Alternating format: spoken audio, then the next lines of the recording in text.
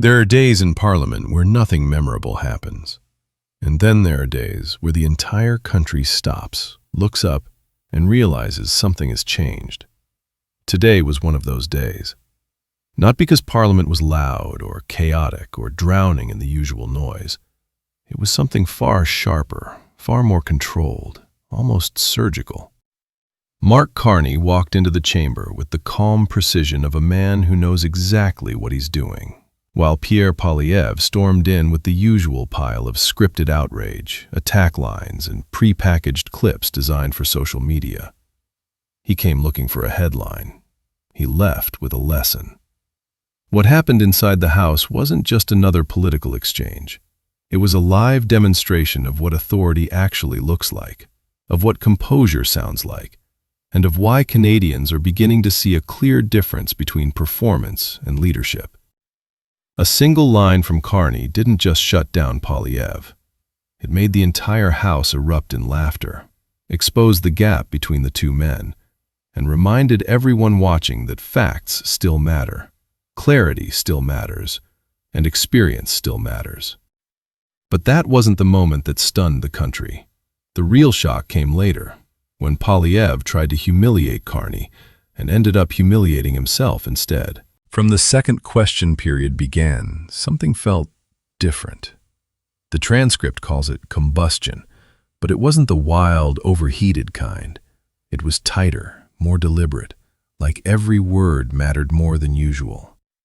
Pierre Poilievre marched into the House ready to perform, already rehearsing the lines he planned to turn into viral outrage. His hands stacked with papers, his voice sharp, and his expressions exaggerated. He tried to weaponize housing numbers like grenades. But Carney didn't match the tone. He didn't rise to the bait.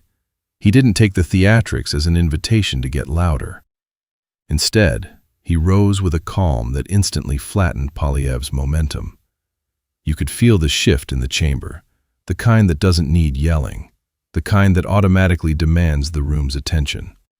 Poilievre expected chaos. What he got was control. Carney answered him with precision, with facts, and with the ease of someone who spent his life building real institutions rather than tearing them down for the cameras. The first exchange already showed where this was going. But the moment that defined the day was still ahead. But that wasn't the whole story. The real blow was seconds away. Poilievre began with heavy accusations, broken promises, housing failures, a claim that Carney's plan would produce 99% less than promised. He threw number after number, hoping one would land hard enough to rattle Carney. But then, Carney delivered the line that froze the room. The great thing about being a lifelong member of Parliament is you've never built anything, and you don't know numbers. In an instant, the chamber burst into laughter. It wasn't just amusement, it was recognition. The joke didn't work because it was harsh. It worked because it was true. Poilievre had spent years shouting at people who were actually building things, while never building anything himself. You could see it in Poilievre's face, the discomfort, the sudden stillness, the realization that the punch he wanted to throw had boomeranged straight back. He tried to recover by accusing Carney of causing a UK housing crisis and building tax havens, but even that sounded like an attempt to regain footing, not a confident attack. Carney didn't even blink. But this was only the beginning. The next exchange revealed something deeper. Poilievre kept up the performance, throwing bigger claims and sharper lines. But Carney wouldn't step into his frame. Every time PP exaggerated numbers, Carney corrected them. Every time PP twisted facts, Carney pulled the real ones out. When Poilievre bragged about the parliamentary budget officer's report, Carney calmly pointed out that PP hadn't actually read it. He emphasized the real figure: 86,868 housing units supported by the program Poilievre was mocking. It wasn't just a correction, it was a reminder. Poilievre's loudness wasn't strength, it was a cover. And the chamber felt it. Every MP watching could sense the imbalance. Carney wasn't flustered, he wasn't scrambling, he wasn't trying to create a moment. He was simply answering. Poilievre was performing for Twitter. Carney was performing for the country. But the embarrassing part hadn't even happened yet. Poilievre tried to change angles. Housing wasn't working. Numbers weren't landing. So he pivoted to pipelines, accusing Carney of ignoring First Nations and failing to consult. He thought he had a clean hit. He didn't. Carney reminded him the Hansard record shows Poilievre himself had recently opposed ramming through a pipeline without proper consultation. Carney explained the legal process, the provincial agreements, and the obligations the government had already set. This wasn't just a factual correction. It was a reality check. Carney's calm dismantling of the argument showed that Poilievre's position shifts depending on what clip he wants. One week he rejects the idea of forcing pipelines through. The next week he demands it. And then, just when PP was gearing up for his next attack, the moment he had been waiting for arrived. Or so he thought. Mid-exchange, Carney stood up and walked out of the chamber. Poilievre's eyes lit up. He instantly pounced, pointing at the empty seat, mocking the Prime Minister for running away and refusing to debate. He told the chamber, "You can't build homes if you run out of the house." For a brief moment, he truly believed he had won. He thought he had caught Carney backing down. He was already imagining the headline, the clip, the outrage post. But PP didn't know what everyone else was about to find out, and that ignorance was about to explode in his face. Because Carney wasn't escaping pressure, he wasn't avoiding debate, he wasn't rattled. He was doing something far more important.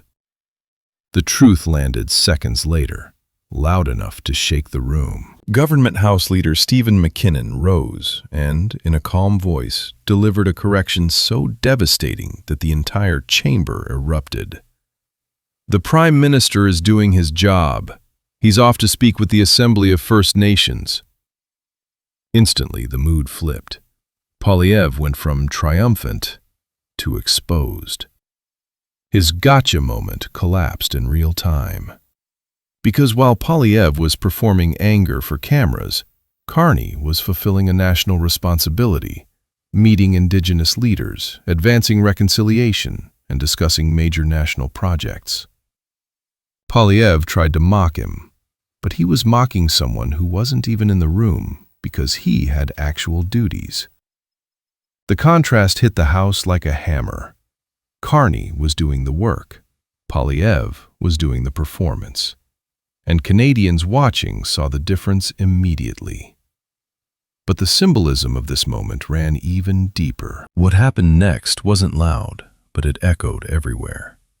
When Carney left the chamber, he wasn't avoiding accountability. He was stepping into a responsibility bigger than the theatrics inside Parliament. He was going to the Assembly of First Nations, one of the most important gatherings of Indigenous leaders in the country. That alone showed a level of seriousness Poilievre failed to understand. Meanwhile, Poilievre remained behind, shouting into the void of a half-empty chamber, trying to force drama where none existed. His lines sounded smaller, thinner, almost hollow after the correction.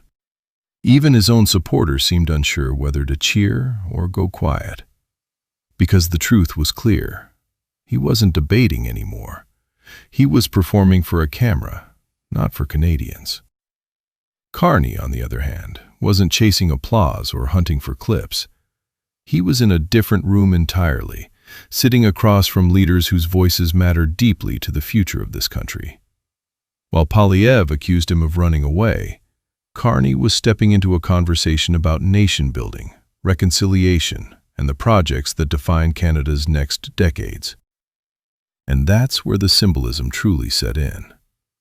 Two men, two moments, two completely different definitions of leadership. One stayed behind to argue, one walked out to build. The chamber felt it. Viewers felt it. And even Poilievre, through the frustration gathering in his voice, seemed to feel it too. His attempt of humiliation collapsed into silence, and Carney's calm departure became the moment everyone remembered. This wasn't just a political exchange. It was a revelation. One Canadians will not forget anytime soon. But even that wasn't the end of the story. By the time question period ended, the contrast was undeniable. Poilievre spent the day twisting numbers, exaggerating claims, and lacing every answer with theatrics. But Carney didn't give him the chaos he wanted. He gave him clarity instead. Carney's strength wasn't noise. It was confidence. His advantage wasn't volume. It was knowledge. His presence wasn't frantic. It was stable. The transcript shows it plainly. Poilievre kept trying to force drama, while Carney kept delivering facts. And when the biggest gotcha of the day collapsed, the entire country saw the difference between the two men. Poilievre creates moments. Carney creates outcomes. Poilievre performs politics. Carney practices leadership. Today wasn't a debate. It was a preview of how these two men will shape Canada's future. What happened today wasn't about one joke or one correction. It was about something deeper. Canadians saw two paths for the country laid out side by side. Poilievre's path was anger, noise, and clipped-up theatrics. Carney's was steadiness, duty, and clarity. And for a brief moment, that contrast became impossible to ignore. Poilievre stayed behind, demanding attention. Carney walked out, delivering leadership.